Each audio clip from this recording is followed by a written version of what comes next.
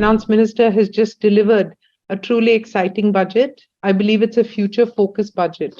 Let's begin with where we are, and that is we've moved from the 10th largest economy to the 5th, and we're aspiring to be the 3rd largest economy in the world. This is not only remarkable, but it's also the place that India should be. At a macro level, I think the GDP growth momentum is incredible, growing at 7% or 6.9%. We have been often referred to as the shining spot in a world where you're seeing, 1%, 2% negative growth. And the interesting other aspect is that services is also growing at 9.1%. So everybody would have expected a pre-election budget to say jobs, jobs, jobs.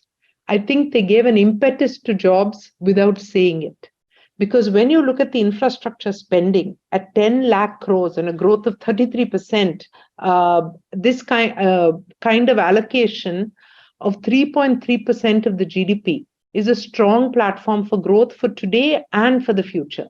And all of us know that the lever of capital infrastructure spending, it creates employment and therefore puts more money in the hands of the people and therefore has a positive effect on all aspects of the economy.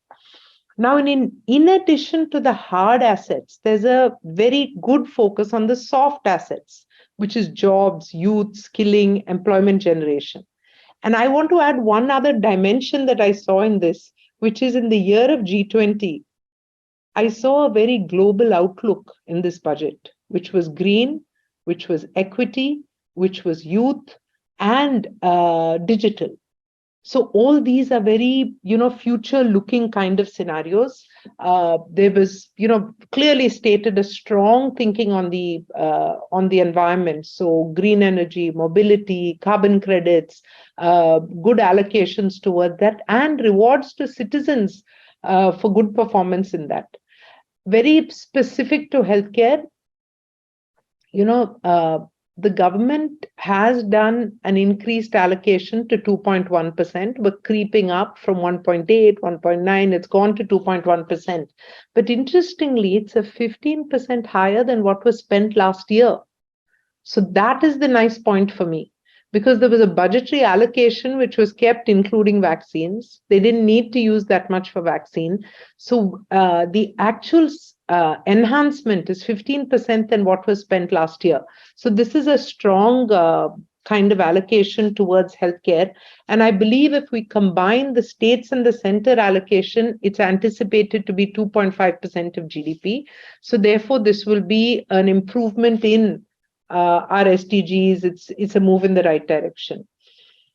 The chief economic advisor said that the digital public infra can add up to 100 basis points of the GDP growth. And this is an area in which they're also talking about, PPP. So I'm excited to see that. Of course, there was a lot of, nice proclamation on sickle cell anemia. There was the 157 nursing colleges. There was skilling, device skilling. There was also AI with a healthcare focus. So all these are also looking at healthcare in the current and healthcare in the future. And I believe just reading between the lines on the tourism allocation, I'm very sure that we'll have a medical value travel or a medical tourism angle into the tourism budget. I'm going to make sure that we're reaching out and tapping into that budget appropriately for the healthcare sector. I was also happy with the focus with ICMR, clinical trials and research, and the fact that there's an opening now for the private sector to work in joint trials with ICMR.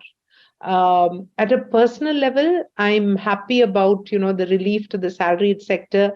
I'm seeing our nurses paying less tax and having more money in their hands, at least our senior nurses who are in that category. So this was definitely a budget which is speaking about a confident India. So if you're asking for one word, it's a confident India.